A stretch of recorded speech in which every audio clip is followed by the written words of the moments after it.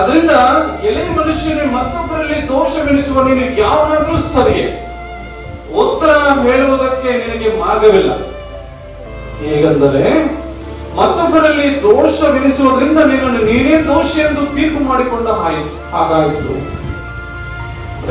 ನಮ್ಮನ್ನು ದೇವರು ಕರೆದಿರುವುದು ಈ ಲೋಕದಲ್ಲಿ ನಮಗೆ ಜೀವವನ್ನು ಕೊಟ್ಟು ನಡೆಸ್ತಾ ಇರುವಂತದ್ದು ಬೇರೆಯವರ ಮೇಲೆ ದೋಷವನ್ನು ಹಾಕಕ್ಕಲ್ಲ, ದೂಷಣೆ ಮಾಡ್ಲಿಕ್ಕಲ್ಲ, ಬೇರೆಯವರನ್ನು ವಿಮರ್ಶನೆ ಮಾಡ್ಲಿಕ್ಕಲ್ಲ, ಬೇರೆಯವ್ರ ಬಗ್ಗೆ ಮಾತಾಡ್ಲಿಕ್ಕೆ ನಮ್ಮನ್ನು ಕರೆದಿಲ್ಲ. ಅದು ಯಾಕಂದ್ರೆ ನಾವು ಹಿಂದಿನ ಸ್ಥಿತಿಯನ್ನು ನಮ್ಮನ್ನು ನೋಡುವಾಗ ನಮ್ಮನ್ನು ನೋಡುವಂತ ಜನರು ನಮ್ಮನ್ನು ತೂವಂತ ಉಗಿಯುವಂತ ಸ್ಥಿತಿಯಲ್ಲಿ ಇರುವಂತ ಜನ ನಾವು, ಅಥವಾ ನಾವು ನಮ್ಮ ಒಂದು ಸ್ಥಿತಿಯನ್ನು ಹಿಂದೆ ನೋಡ್ಕೊಳ್ಳುವಾಗ ನಾವು ಎಷ್ಟು ಒಂದು ರೀತಿಯಲ್ಲಿ ಒಂದು ಟೈಮ್ ಊಟಕ್ಕೂ ಕೂಡ ನಮ್ಮ ಮನೆಯಲ್ಲಿ ಇಲ್ಲದೆ ಇರುವಂತ ಸ್ಥಳದಲ್ಲಿ ಇರುವಂತ ಮನುಷ್ಯರನ್ನು ಕರೆದಂತ ದೇವರು.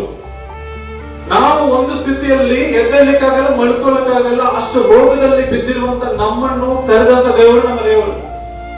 ನಾವು ಸಾಲದಲ್ಲಿ ಬಿದ್ದಿರುವಾಗ ಎಬ್ಬಿಸಲಿಕ್ಕೆ ನಮ್ಮ ಮನೆಯಲ್ಲಿ ಏನು ಕೂಡ ಇಲ್ಲದೆ ಇರುವಂತ ಸಮಯದಲ್ಲಿ ಕರೆದಿರುವಂತ ವ್ಯಕ್ತಿ ನಮ್ಮ ದೇವರು.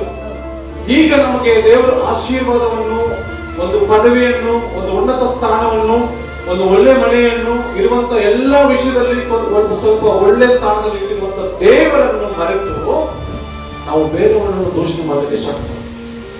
ಇದು ಕೊಟ್ಟಿರೋದಲ್ಲ ದೇವರು ನಮಗೆ. ಯೋಗ್ಯವಾದದ್ದು, ರಮ್ಯವಾದದ್ದು ಏನು ಕೊಡೋದು ದೇವರು?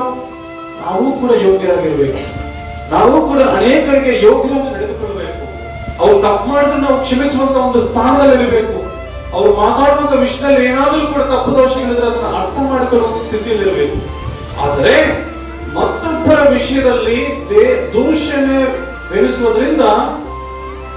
ದೋಷವೆನಿಸುವುದರಿಂದ ನಿನ್ನನ್ನು ನೀನೇ ದೋಷಿ ಎಂದು ತೀರ್ಪು ಮಾಡಿಕೊಂಡ ಹಾಗಾಯಿತು. ನಾವೇ ತೀರ್ಪು ಮಾಡ್ಕೊಂಡ್ಬಿಡ್ತಾ ಇದ್ವಿ.